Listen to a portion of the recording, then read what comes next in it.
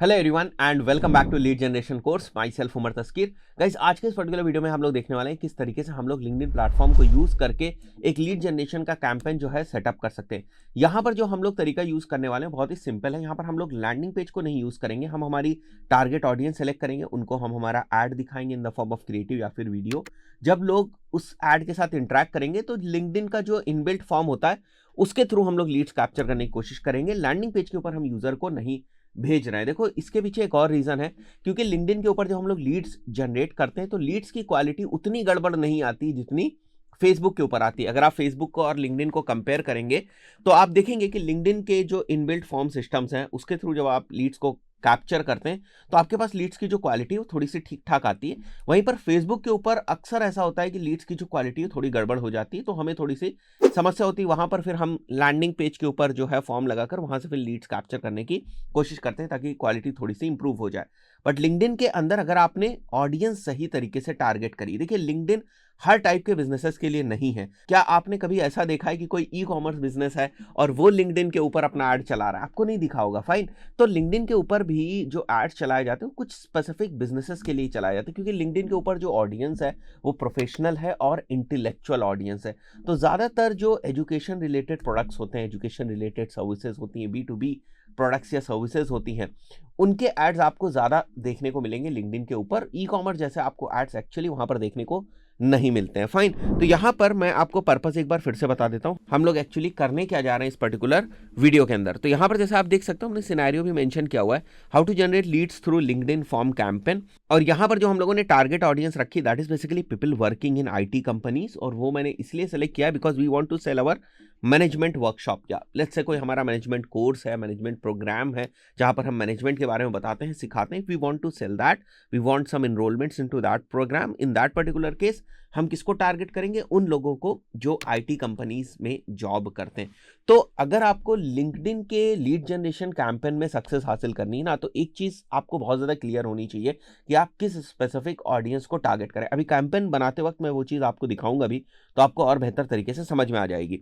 एक दो चीजें आपको और स्टार्टिंग में समझनी है लिंक्डइन के ऊपर लीड जनरेशन कैंपेन रन करने से पहले, वो ये कि ये थोड़ा सा कॉस्टली है। तो यहाँ पर अगर आप सोचो 200 रुपए पर डे का बजट हम लगा के काम कर लें, 500 रुपए का पर डे बजट हम लगा कर काम कर लें, तो ये थोड़ा सा प्रॉब्लमैटिक है, ये पॉसिबल नहीं है। क्योंकि यहाँ पर ना अगर आप देखोगे तो आपको 150 रुपए की, 200 रुपए की एक क्लिक भी बहुत सारे केसेस में पड़ती है। तो ये थोड़ा सा महंगा प्लेटफॉर्म है, यहाँ पर CPM ही महंगी है, तो बाकी की जो मैट्रिसेस हैं वो भी आपकी महंगी हो जाती है। तो कोई बात नहीं, अगर हमें हमारा जो डिजायर्ड रिजल्ट है वो मिल रहा है और एक बेहतर कॉस्ट पर एक्विजिशन के हिसाब से अगर वो मुझे मिल रहा है और मुझे क्वालिटी ऑफ लीड्स मिल रही है और कन्वर्जन करने के बाद अगर मैं प्रॉफिटेबल हूं, तो मुझे इस बात से फर्क नहीं पड़ता है कि प्लेटफॉर्म क्या है। अगर उस प्लेटफॉर्म के ऊपर मेरी ऑडियंस है और मुझे वहां से कन्वर्जन मिल रहा है और मैं प्रॉफिटेबल भी हूं, तो मैं जनरली मार्केटिंग के पॉइंट ऑफ व्यू से अगर बात करूं तो मैं इन सब चीजों को इग्नोर कर जाता हूं कि प्लेटफॉर्म कौन सा है। मुझे तो मतलब है at the end of the day business से और रेवेन्यू से, फाइन। तो यहां पर अगर आप देखो तो ये थोड़ा सा कॉस्टली है। तो CPM जैसे मैंने आपको बताया, CPMs और बाकी मैट्रिसेस भी आपकी कॉस्टली हो जाती हैं। अब स्टार्ट करने के लिए आपको किन किन चीजों की जरूरत पड़ेगी? आप एक अपना एड अकाउंट सेटअप कर दें, आपके पास एक लिंक्डइन का पेज होना चाहिए, क्रिएटिव और एड कॉपी की तैयारी आप पहले ही करके रखें। देखिए, इस चीज को मैंने कई बार बताया है, हर बार जब भी मैं कोई एड कैंपेन आपको सिखा रहा होता हूं मैं आपको बताता हूं, आपको सबसे पहले ये सोचना है कि हमारी टारगेट ऑडियंस क्या है। देखिए, इस तरीके से आपको सोचना है कि ये मेरी टारगेट ऑडियंस है, मैं इन लोगों को टारगेट करना चाह रहा हूं। अगर मैं इन लोगों को टारगेट करना चाह रहा हूं और ये चीज इनको बेचना चाह रहा हूं, तो इनको कौन सा मैं क्रिएटिव दिखाऊं और मैं कौन सा ऑफर इनके लिए क्रिएट करूं। अगर इतने ही सवालों के जवाब आपने स्टार्टिंग में निकाल लिए तो आप मान के चले कि 80% जंग आप जीत गए। यहीं पर सब लोग गड़बड़ी कर देते हैं, चीजों को अलाइन नहीं रख पाते। टारगेट ऑडियंस कुछ और है, क्रिएटिव कुछ और बात कर रहा है, ऑफर कुछ और ही बात कर रहा है, तो वो चीजें वो अलाइन नहीं करते, जिससे कि जो टेक्निकल इंप्लीमेंटेशन है कैंपेन का वो तो ठीक ठाक हो जाता है, बट स्ट्रैटेजी जो कैंपेन की है वही गड़बड़ रहती है, तो फिर बाद में परफॉर्मेंस आती नहीं और फिर दिक्कत होती है। तो ये चीजें भी आपको साथ ही साथ समझनी है और इन चीजों के ऊपर भी आपको काम करना है, फाइन। तो यहां पर मैं आ जाता हूं, जैसे मैंने आपको बताया कि शुरुआत में हमें किस चीज की जरूरत है, एक एड अकाउंट की जरूरत है, लिंक्डइन पेज हमारे पास होना चाहिए, क्रिएटिव और एड कॉपी, इसके ऊपर हम लोग ऑलरेडी काम कर लेंगे। मैं लिंक्डइन पे आ जाता हूं अपने, और यहां से आपको आपका जो एड अकाउंट है उसके अंदर चले जाना है। अब देखिए, यहां पर जो एड अकाउंट का स्ट्रक्चर होता है ना वो इस तरीके का होता है कि यहां पर एड सेट्स नहीं होते हैं। जैसे जनरली आप अगर फेसबुक की बात करते हैं, अगर आप गूगल की बात करते हैं, वहां पर आपको एडसेट्स देखने को मिलते हैं। लिंक्डइन के अंदर आपको एडसेट्स देखने को नहीं मिलते। यहां पर अगर आप ध्यान से देखेंगे तो आपको दिखाई देगा यहां पर कैंपेन, कैंपेन ग्रुप और उसके बाद एड्स। फाइन। तो जब भी आप नया कैंपेन बनाने जाएंगे वो आपसे ये पूछेगा कि इस कैंपेन का मेरे को बताओ कैंपेन ग्रुप कौन सा है, और अगर कैंपेन ग्रुप नहीं है तो फिर आपको नया कैंपेन ग्रुप बनाना पड़ेगा। तो जो कैंपेन्स होते हैं वो कैंपेन ग्रुप के अंदर होते हैं। तो यहां पर जैसे मैं जो है क्रिएट न्यू ग्रुप के ऊपर क्लिक करता हूं और मैं यहां नाम रख देता हूं न्यू कैंपेन ग्रुप। ठीक है, कुछ भी आप नाम रख सकते हैं, this is totally up to you. इसका स्टेटस मैं एक्टिव रखूंगा, बाकी कुछ नहीं करना है, हमें क्रिएट कर देना है यहाँ पर। फाइन। तो मैंने यहाँ पर जो हमारा कैंपेन ग्रुप है वो क्रिएट कर दिया। अब हम नेक्स्ट करेंगे यहाँ से। अब देखो ये मुझे लेकर आ रहा है कैंपेन के ऊपर। तो अगर आप लेफ्ट साइड देखो नेविगेशन इसका समझना बहुत ही ज्यादा इंपॉर्टेंट है। लेफ्ट साइड अगर आप देखोगे तो यहाँ पर आपको कैंपेन ग्रुप दिख रहा है, ठीक है, और यहां पर अगर आप देखोगे तो आपको कैंपेन दिख रहा है। तो कैंपेन ग्रुप का हमने नाम रख दिया न्यू कैंपेन ग्रुप, और अभी हमने कैंपेन का नाम नहीं रखा इसलिए वो अनटाइटल्ड यहां पर दिख रहा है। तो मैं यहां पर लिख देता हूं एक बार के लिए testing campaign, suppose this is a testing campaign, ये मैं नाम रख देता हूं इसका। नाउ हमारे कैंपेन का ऑब्जेक्टिव हमें सेलेक्ट करना है। तो जैसे मैंने आपको स्टार्टिंग में ही बताया कि हमारा जो ऑब्जेक्टिव है वो लीड जनरेशन है, तो मैं लीड जनरेशन यहां पर सेलेक्ट कर लूंगा। अब सबसे इंपॉर्टेंट चीज, तो जब आप यहां पर आएंगे तो आप देख रहे हैं कि आपके पास ऑप्शन है ऑडियंसेस को सेलेक्ट करने का। यहां पर सेव्ड ऑडियंस आपको दिख रही है और यहां पर आपको लिंक्डइन की जो प्री डिफाइंड ऑडियंस है वो दिख रही है। फाइन। यहां पर आप देख रहे हो आपकी टारगेट ऑडियंस की लोकेशन है, तो मैंने location all over India select कर रखी है। अब अगर आप नीचे आ जाए, जैसे फॉर एग्जांपल मैं इसको ना एट्रीब्यूट्स को यहां से सारे रिमूव कर देता हूं, तो यहां पर आप अपनी ऑडियंस जो है उसको सेलेक्ट करते हैं। तो अगर मैं यहां पर आ जाता हूं अपनी ऑडियंस को सेलेक्ट करने के लिए, तो आप देखो ये दो पार्ट्स में डिवाइडेड है। पहला is audience, second is audience attributes. तो बेसिकली अगर आपको कोल्ड ऑडियंस जो लिंक्डइन के ऊपर लोग हैं उनको अगर आप टारगेट करना चाहते हैं on the basis of their company, demographics, education, job experience, interest, trades, तो फिर बेसिकली आपको जाना पड़ेगा ऑडियंस एट्रीब्यूट्स के अंदर। फिर ये वाला जो ऑडियंस का सेक्शन है ये क्या है, ये एक तरीके का रीमार्केटिंग वाला सेक्शन है, या यहां पर जो आप ऑडियंसेस बनाते हो एक तरीके की वो ऑडियंसेस हैं जिनका जो सोर्स है ना वो आप लिंक्डइन को प्रोवाइड करते हैं। फॉर एग्जांपल आपको अगर लिस्ट अपलोड करनी है तो वो आप कर सकते हैं। लुक अलाइक ऑडियंस अगर आपको बनानी है, रीटारगेटिंग ऑडियंस बनानी है, या कोई थर्ड पार्टी ऑडियंस आपको यूज करनी है, तो वहां पर फिर आप ये वाले सेक्शन को यूज करते हैं। बट क्योंकि हमें अभी उन लोगों को टारगेट करना है जो लिंक्डइन प्लेटफॉर्म के ऊपर है, बेसिकली इसको आप फेसबुक की जो कोल्ड ऑडियंस है उससे समझ सकते हैं। जो फेसबुक के ऊपर कोल्ड ऑडियंस का काम होता है, सेव्ड ऑडियंस का काम होता है, वही यहाँ पर हमारे इस ऑडियंस एट्रीब्यूट्स का काम होता है।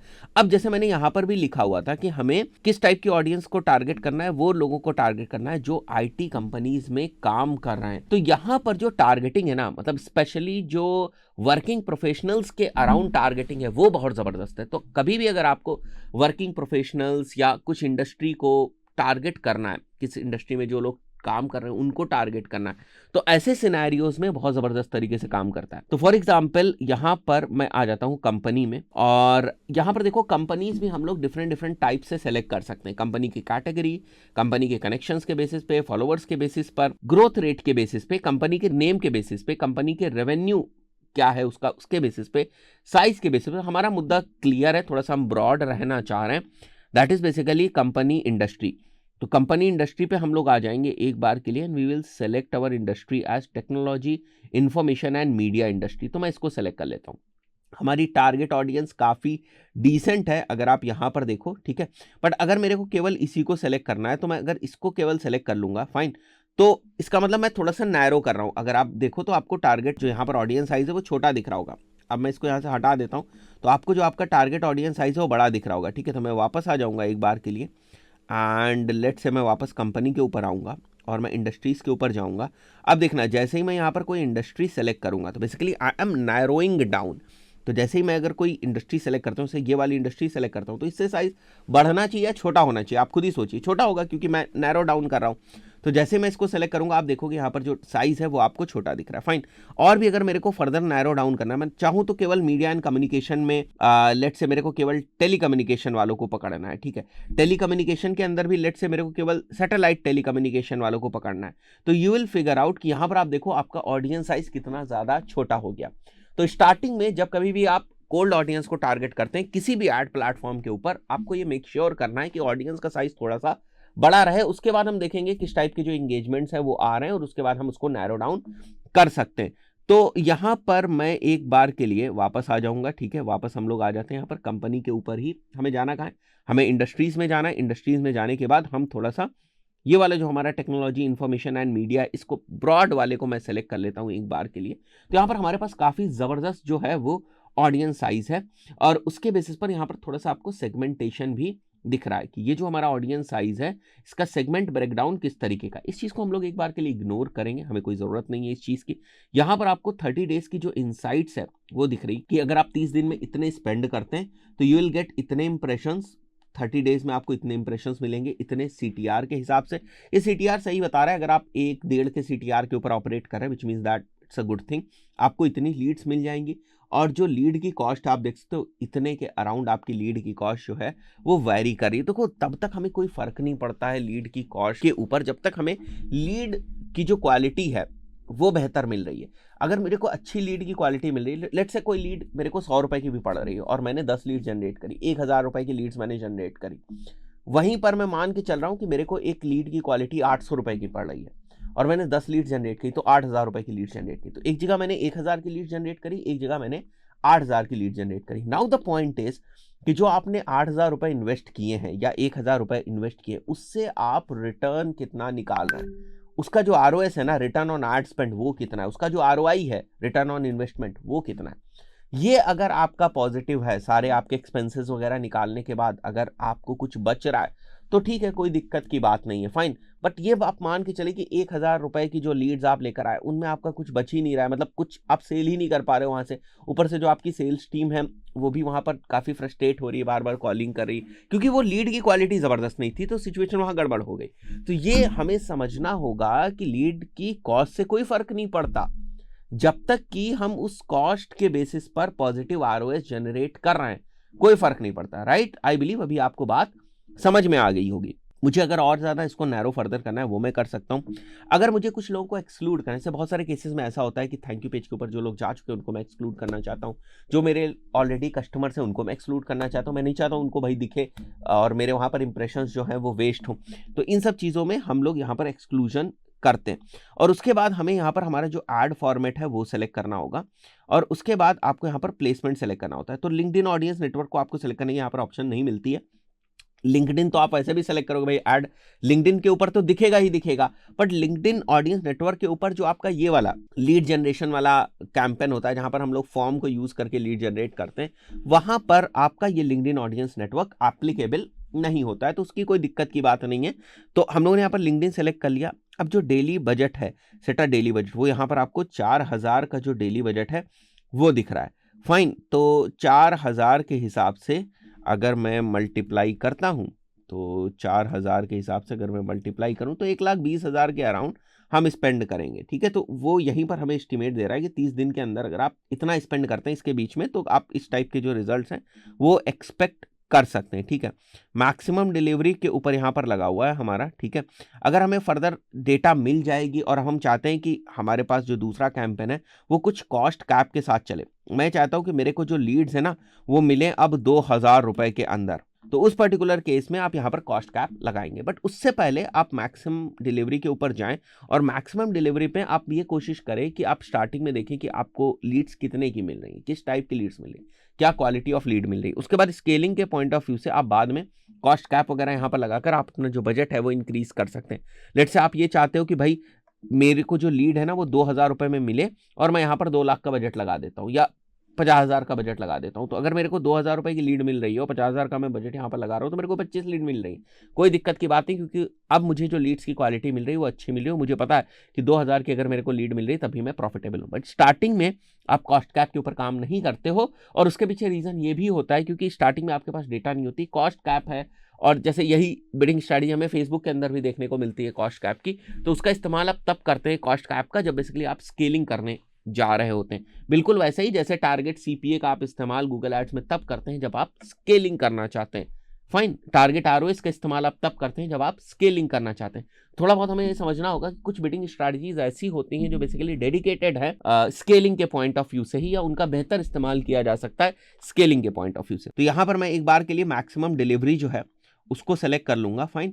फिर भी अगर आपको अपनी बिडिंग को मैनुअली कंट्रोल करना है, फाइन, तो यहाँ पर आप आ सकते हैं। और ये वाला जो सजेशन है ये भी कभी कभी काम करता है, जैसे 90 रुपीज से 313 के बीच में आपको एक क्लिक मिल सकती है, तो that you can also put. जैसे आप यहाँ पर 120 रुपए या यहाँ पर 100 रुपए जो हैं वो आप पुट कर सकते हैं, या फिर जो ये रिकमेंडेड है इनकी, ये भी आप यहाँ पर पुट कर सकते हैं 144। इसके साथ भी आप जा सकते हैं स्टार्टिंग में, या तो आप इसके साथ जाएं या मैक्सिमम डिलीवरी के साथ जाएं। बट अगर हम मैक्सिमम डिलीवरी के साथ जा रहे हैं तो आप ये मेक श्योर करें कि ये जो रिकमेंडेड था इससे कहीं बहुत ज़्यादा ऊपर तो नहीं जा रहा है। अगर बहुत ज़्यादा ऊपर जा रहा है तो आप फिर चेंज करके सेटिंग्स को वापस यहाँ पर मैनुअल बिडिंग इनहांस में आ जाए। स्टार्टिंग में बेसिकली या तो आप मैनुअल बिडिंग इनहांस के साथ ही जाएंगे या फिर मैक्सिमम डिलीवरी के साथ ही जाएंगे। यहाँ पर थोड़ी सी अपर लिमिट खुल जाती है, यहाँ पर आप एक अपर लिमिट की जो कैपिंग है वो एक तरीके से आप लगा देते कि आप चाहते हैं कि आपकी जो क्लिक्स हैं वो इस अमाउंट के अराउंड आपको मिले।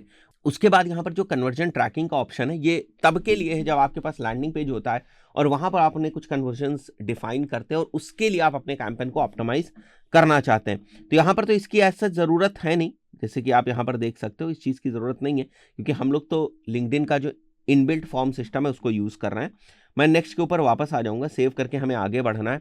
And now will come to the ads part. ठीक है, तो यहाँ पर हम लोग एड्स के ऊपर आ गए, हमें अपने नए ऐड बनाने हैं। यहाँ से मैं यहाँ पर चला जाता हूँ, हमें जो हमारा नया ऐड बनाना है वो मेंशन कर देंगे हम लोग यहाँ पर प्रॉपरली। ऐड का नाम जैसे ऐड 1 हो गया। इंट्रोडक्टरी टेक्स्ट है हमारा, तो मैं यहाँ दिस इज टेक्स्ट लिख देता हूँ केवल, जो यहाँ पर इस तरीके से हमें दिखाई देगा। देखो अभी मेरे को जो आपको बताना है वो इस तरीके से बताना है कैसे आपका ऐड दिखेगा। तो यहाँ पर आपके पेज जो है वो आ गया, उस पेज के जो फॉलोअर्स है वो आ गया। यहाँ पर आपका एक जो है वो प्रोमोटेड का सिंबल आ जाता है कि भाई ये ऐड आप पेड चला रहे हैं। यहाँ पर जो आप मेंशन करते हो वो प्राइमरी टेक्स्ट की तरीके से बिल्कुल होता है, जैसे फेसबुक के अंदर प्राइमरी टेक्स्ट है। और यहाँ जो आपको डेस्टिनेशन यूआरएल दिख रहा है, यहाँ बेसिकली आप अपना लैंडिंग पेज डाल दें। लेट्स से अगर ये मेरा लैंडिंग पेज है, मैं डाल देता हूँ यहाँ पर, और इस लैंडिंग पेज से ही अगर आप इन्फॉर्मेशन यहाँ पर उठाना चाहते हैं तो उठा सकते हैं। स्क्रैप करेंगे तो इस लैंडिंग पेज से इन्फॉर्मेशन आ जाएगी, बट अभी के लिए हम इसको इग्नोर करेंगे। हम लैंडिंग पेज अपना केवल यहाँ पर डाल देंगे और हमें हमारी जो इमेजेस वगैरह हैं वो अपलोड कर देनी। लेट्स से मैं ये अपलोड कर देता हूँ। यहाँ हम इमेज का जो ऑल टेक्स्ट है वो डालेंगे, बट इसको आप इग्नोर करें क्योंकि ये ऑप्शनल है, इसकी कोई ज़रूरत है नहीं यहाँ पर एज सच। हेडलाइन में डाल देता हूँ, दिस इज हेडलाइन। और यहाँ पर केवल मैं एक डमी डेटा टाइप से डाल रहा हूँ। आपको समझना है कि आपके बिजनेस के हिसाब से या आपका जो ऐड कॉपी है उसके रिलेवेंट जो है आपको चीज़ें रखनी है। ये मैंने मेंशन कर दिया, तो ये हमारा ऐड बन गया। अब आ जाते हैं हम लोग फॉर्म के ऊपर। तो फॉर्म को आपका यहाँ पर जो कॉल टू एक्शन है वो देना है। तो लेट से मैं दे देता हूँ डाउनलोड, या मैं दे देता हूँ अप्लाई नाउ, और उसके बाद select a lead generation form. तो यहाँ पर पहले से मेरा एक फॉर्म बना हुआ है, उसको मैं सेलेक्ट कर लूँगा। अगर आपको नया फॉर्म बनाना है तो मैं क्या रिकमेंड करूँगा आपको कि अगर आपको नया फॉर्म बनाना है तो आप यहाँ से ना बनाएं, बल्कि पहले ही आप अपने अकाउंट में बनाकर रख लें। अभी मैं वो चीज़ भी आपको दिखा दूंगा कि किस तरीके से आप पहले से उसको बनाकर वहाँ पर रख सकते हैं, और उसके बाद जब आप यहाँ पर आएंगे तो यहाँ पर वो फॉर्म आप आसानी से सेलेक्ट कर सकते हैं। तो इस तरीके से आपका जो कैंपेन है वो बन जाता है। बस आपको सिंपली इसको क्रिएट करना है और लाइव कर देना है, दैट्स इट। और यहाँ पर अगर आप देखेंगे तो आपको आपके ऐड का जो प्रीव्यू है वो दिखेगा। ये है बेसिकली हमारा ऐड, और ये नीचे वाला जो सेक्शन आप देख रहे थे वो फॉर्म से रिलेटेड हमारा सेक्शन है। ये वाला हमारा फॉर्म से रिलेटेड है, and this is related to ad. तो जो भी हम लोग इमेज वगैरह यहाँ पर अपलोड करेंगे वो दिखाई देगी। आप चेंज कर सकते हैं इसका प्रीव्यू अकॉर्डिंग टू डिवाइसेस, जिस पे भी आपको देखना है, जिस पे भी कैसा भी दिख रहा है। दोनों पे देख के जरूर देख ले कि ठीक तरीके से दिख रहा है नहीं, then you just have to click on create. तो ये सेव कर देगा हमारे ऐड को। मैं एक बार के लिए इसको क्लोज कर देता हूँ, यहाँ से भी हम लोग क्लोज कर देता हूँ, और उसके बाद मैं इसको नेक्स्ट करूँगा। ठीक है, यहाँ पर थोड़ा सा ये केवल एक रिव्यू टाइप का देगा आपको, और उसके बाद आप इसको लॉन्च कर देंगे। So campaign will be live, fine.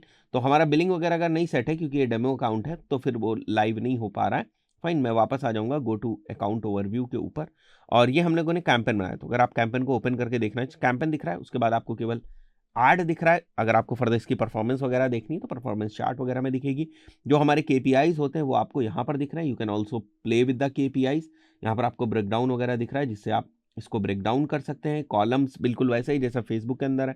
अगर आप कॉलम्स को कस्टमाइज करना चाहते हैं वो कर सकते हैं। आप अपने अकॉर्डिंग जो मैट्रिसेस देखना चाहते हैं, जिनको फॉलो करना चाहते हैं, उन मैट्रिसेस को आप फॉलो कर सकते हैं। उसके अलावा जो मैंने आपको बताया था कि आपको जो फॉर्म है वो कहाँ से बना के रख लेना है, you just have to go to assets, और आपको जाना है लीड जेन फॉर्म के ऊपर। यहाँ पर क्रिएट फॉर्म के ऊपर आ जाता हूँ मैं, और यहाँ जैसे मैं फॉर्म का नाम रख देता हूँ डेमो फॉर्म। लैंग्वेज इंग्लिश हो गई। हेडलाइन यहाँ आपको फॉर्म की देनी है, तो मैंने कुछ डमी डेटा यहाँ पर लिख के रखा हुआ है, उसको मैं क्विकली पिक कर लेता हूँ एक बार। फॉर एग्जांपल ये हमें हेडलाइन दे देनी है यहाँ पर, ऑफर हेडलाइन जो है हमारी, और यहाँ पर नीचे जो है हमारे ऑफर की डिटेल्स हो गई। यहाँ पर हम ऑफर की डिटेल्स दे देंगे। यहाँ पर हमारा प्राइवेसी पॉलिसी का यूआरएल आ जाएगा और यहाँ पर प्राइवेसी पॉलिसी का टेक्स्ट जो कि ऑप्शनल, इसको छोड़ देंगे।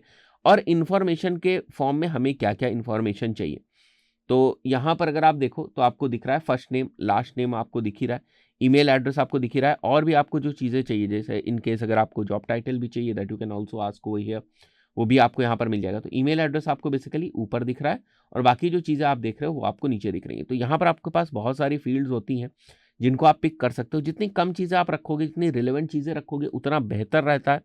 बट आपके पास ऑप्शंस हैं यहाँ पर, ये आपके ऊपर डिपेंड करता है कि आप किस तरीके से इसका इस्तेमाल करते हैं। कस्टम क्वेश्चंस भी आप यहाँ से चाहें तो पूछ सकते हैं क्वेश्चन, और किस टाइप का आंसर आप चाहते हैं, सिंगल लाइन आंसर चाहते हैं या मल्टीपल चॉइस आप अपनी तरफ से देना चाहते हैं, वो सेलेक्ट करें तो उसका आउटपुट आपको मिले। तो जब आप ये फॉर्म बना देंगे, फॉर्म आप यहाँ पर क्रिएट कर देंगे प्रॉपरली, उसके बाद जब लोग आपके फॉर्म को फिल करेंगे तो उसकी भी जो इन्फॉर्मेशन है वो यहाँ आपको देखने को मिलेगी।